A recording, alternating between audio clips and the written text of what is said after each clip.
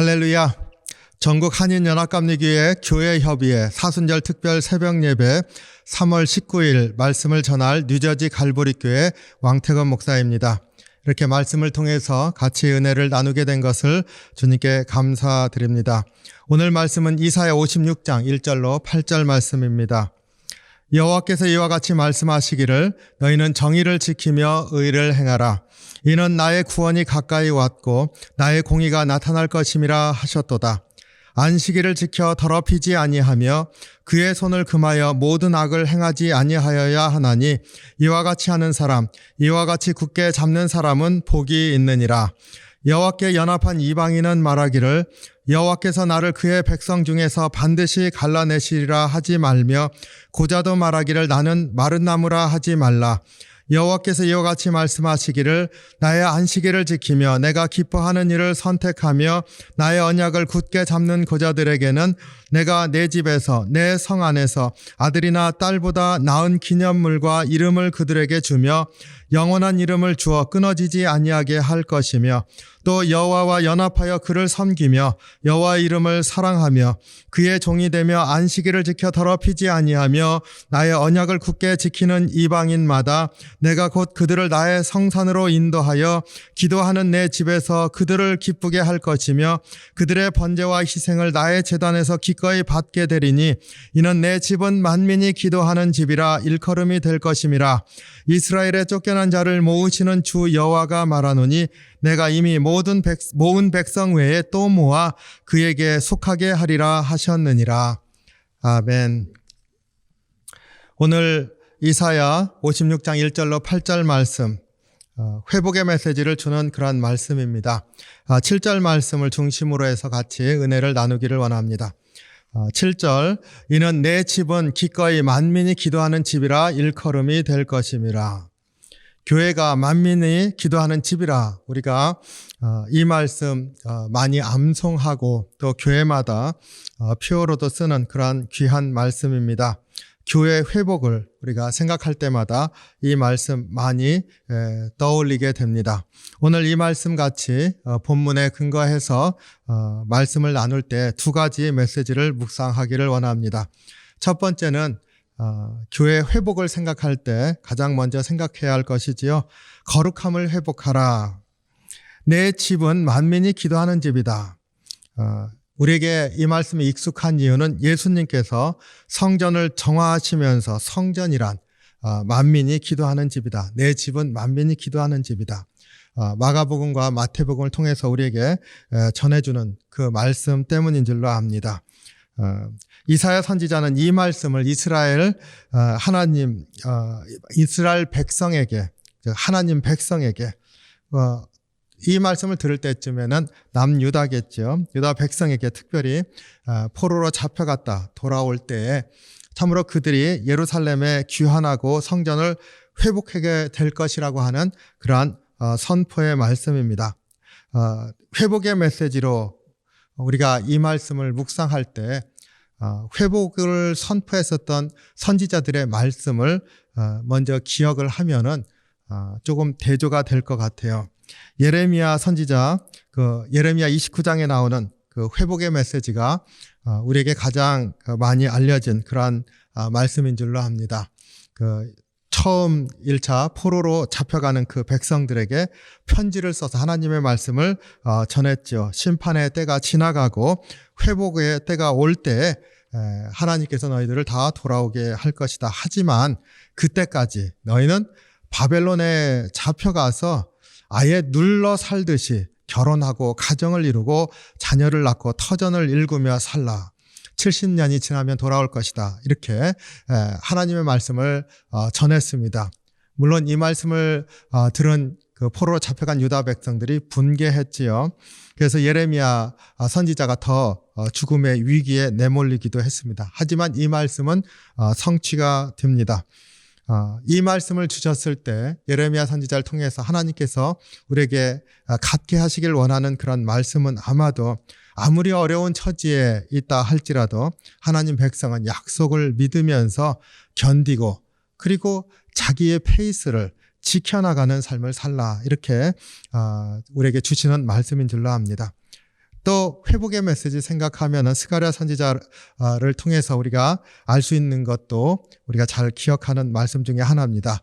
1차 포로로 잡혀간 다음에 이제 돌아오게 되지 않습니까? 1차 귀환을 하게 됐을 때 정말로 70여 년이 흐른 다음에 이제 돌아오게 되는데 스룹바벨 왕을 통해서 이루어진 1차 귀환은 곧 성전 재건을 시작을 하게 되지 않습니까? 그러면서 하나님의 약속의 성취, 이제 다시 돌아오게 하신 그 성취를 이루어 갑니다. 그 출발이 성전 재건인 것을 우리가 그 말씀을 통해서 알 수가 있습니다. 이렇게 회복의 메시지들이 예언서마다 많이 있습니다. 그런데 이사야 선지자가 내 집은 만민이 기도하는 집이다. 그 성전이 만민이 기도하는 집이 될 것이다. 이것이 예루살렘의 회복, 유다의 회복, 포로로 잡혀갔었던 그 백성의 회복의 메시지로 주셨다 했을 때 참 이러한 회복, 만민이 기도하는 집이다. 이 말씀을 선포하시면서 주시려고 했었던 그 회복을 우리가 묵상해 보기를 원합니다. 그 안에 큰 하나님의 마음이 담겨 있습니다. 우리 이 말씀할 때는 우리 그 만민이 기도하는 집이다 해서 교회가 기도하는 곳이다 이렇게 생각을 많이 합니다. 그런데 오늘 본문의 맥락에서 살펴보면은 그거보다 더 큰 약속이 있는 거죠.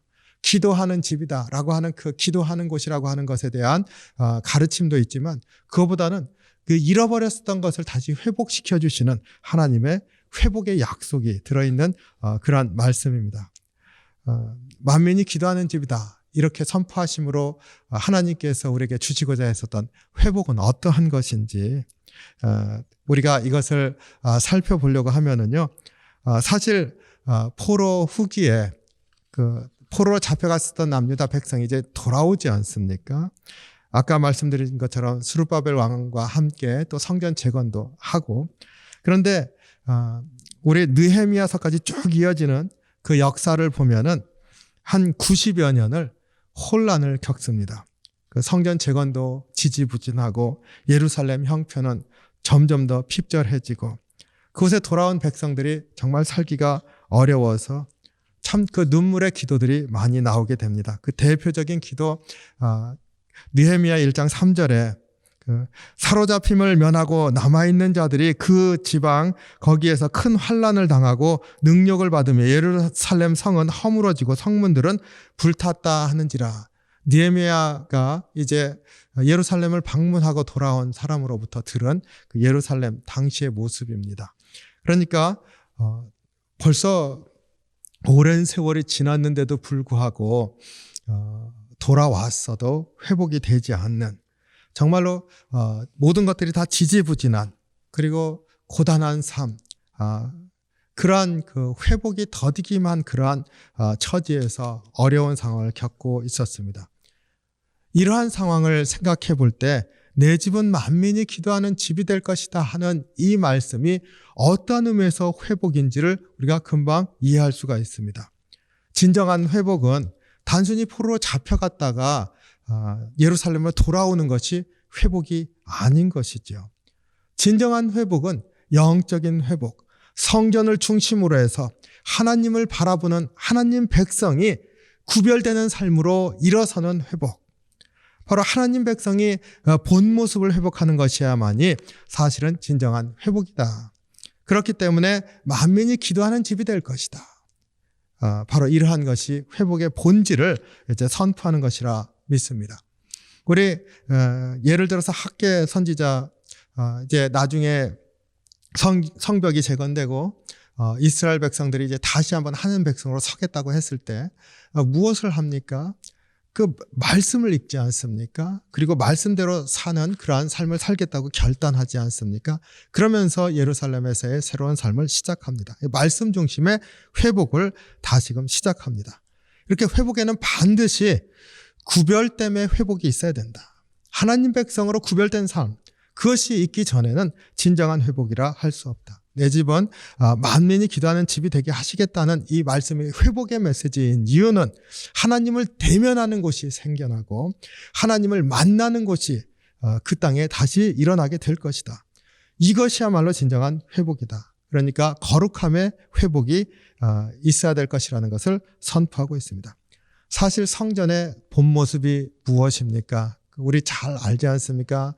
모세와 함께 이집트를 탈출한 백성들이 시내산에서 하나님으로부터 십계명도 받고 그 율법도 받습니다. 그때 성막을 짓지 않습니까?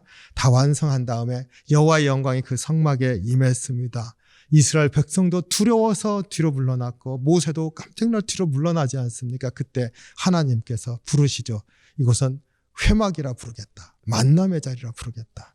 하나님의 거룩하심이 임재하시면서 그의 백성들과 만나시겠다. 그것이 곧 성막이었고 나중에 솔로몬에 의해서 성전이 지어졌을 때도 그곳에 하나님 이름을 두시고 그것에 와서 기도하는 것 들으시고 그것에서 올려드린 제사를 받으시고 하나님께서 눈동자와 같이 그들을 살펴보신다고 약속하셨습니다.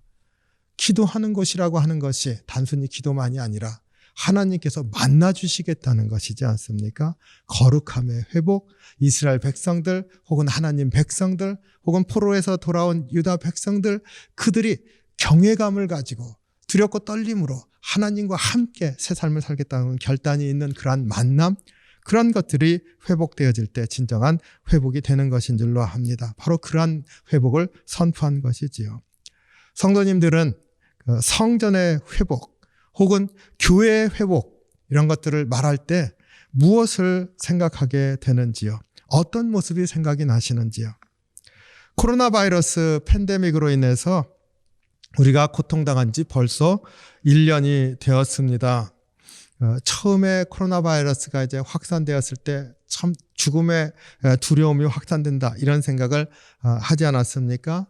예배는 어떻게 드리나 그랬는데 참 은혜롭게도 온라인을 통해서 예배를 드리고 소그룹도 그리고 회의도 이제 온라인으로 이렇게 할 수 있었습니다. 그리고 지금도 그렇게 계속되고 있습니다. 하나님께서 이런 어려움 가운데서도 우리를 만나 주셨고 여전히 주님을 향한 마음을 가질 수 있도록 해주셨습니다. 참 은혜의 기간이기도 했던 것 같아요. 많이 힘들고 그리고 여전히 힘든 분들 많이 계시는 것 잘 알고 있습니다.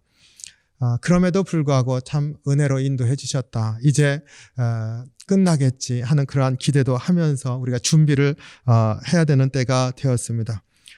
하지만 이 팬데믹 지나가면서 또 문제도 많이 나타난 것 같습니다.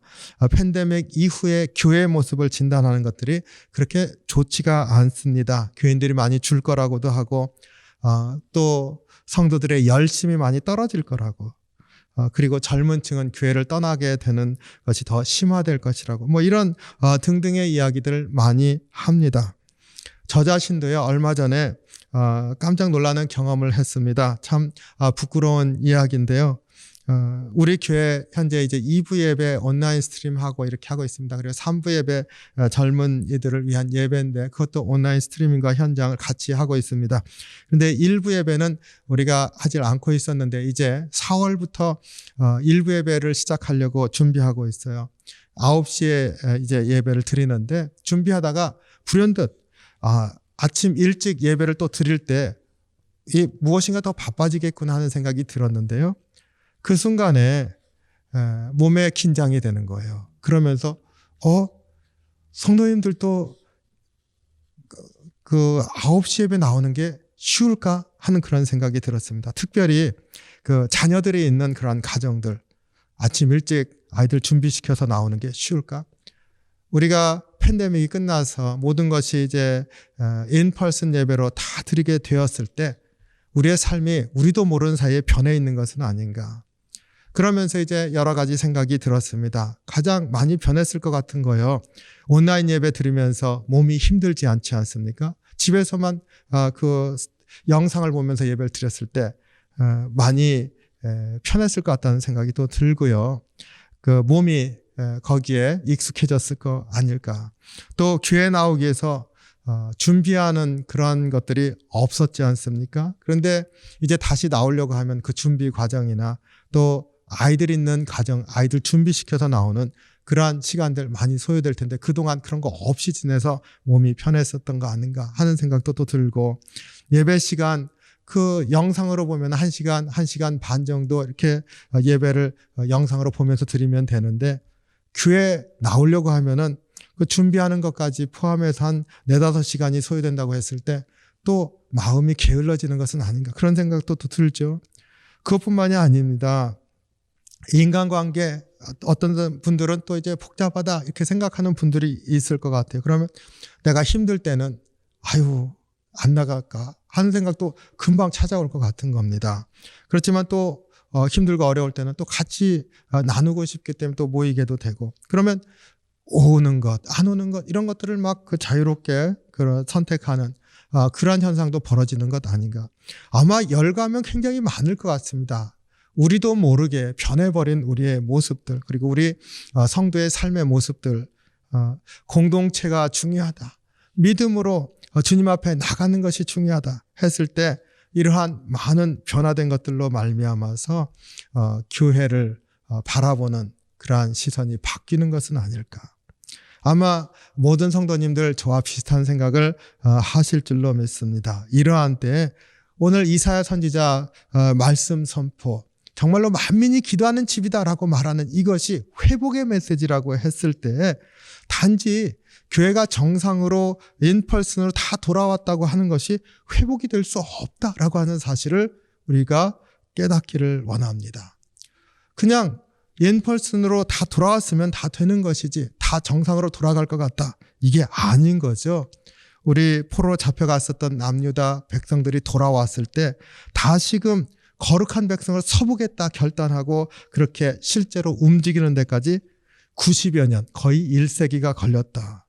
진정한 회복은 이렇게 거룩함의 회복, 하나님 백성으로 온전하게 세워지는 것의 회복, 그런데 그것을 위해서는 정말로 많은 노력이 필요하고 헌신이 필요하고 다시 한번 하나님 백성으로 서겠다고 하는 결단이 필요한 것이기에 오늘 이사야 선지자의 이 말씀, 만민이 기도하는 집이다 하는 이 말씀이 우리에게도 도전이 되는 회복의 메시지가 되기를 원합니다. 만남과 그 회복, 우리가 이러한 것들을 기대하면서 오늘 이사야 선지자의 말씀을 우리 것으로 받기를 원합니다. 또 이사야 선지자의 이 말씀의 선포에 주목해야 할 게 또 있습니다. 이 두 번째 묵상인데요. 그 열린 마음의 회복이 되어야 된다. 우리의 심령이요, 이전과 똑같이 돌아가는 것이 아니라는 거죠.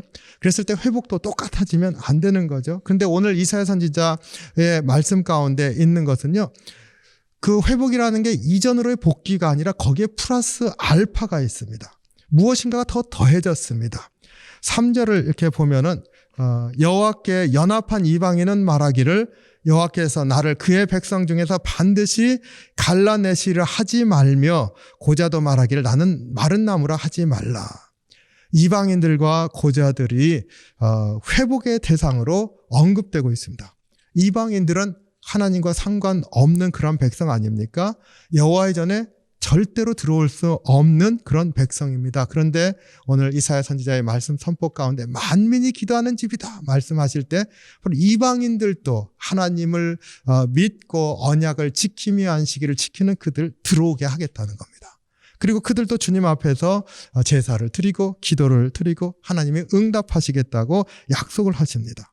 또 이 3절 말씀에 이제 제 마음에 또 이게 더 챌린지가 되더라고요. 고자에 대한 말씀이 나옵니다. 고자도 말하기를 마른 나무라 하지 말라. 근데 자녀를 갖지 못하는 사람들이지 않습니까? 근데 이들은 하나님 백성이었다 할지라도 하나님 성전에 들어오지 못했었답니다. 그런데 이들도 이제 그 만민이 기도하는 집이다 이렇게 선포하실 때 성전으로 들어오게 하시겠다는 거예요. 근데 여기에 보면은요, 더 이상 마른 나무라 하지 말라 이렇게 말하고 있습니다. 그래서 제가 이걸 보면서 이제는 회복시켜 주시는데 그들에게도 자녀가 생기도록 하는 은혜를 주시려나, 그들의 간절한 기도가 자녀였을 텐데 그것에 대한 응답을 주시려나 이렇게 생각을 했는데요. 오늘 본문 읽어보면은 그렇지가 않습니다.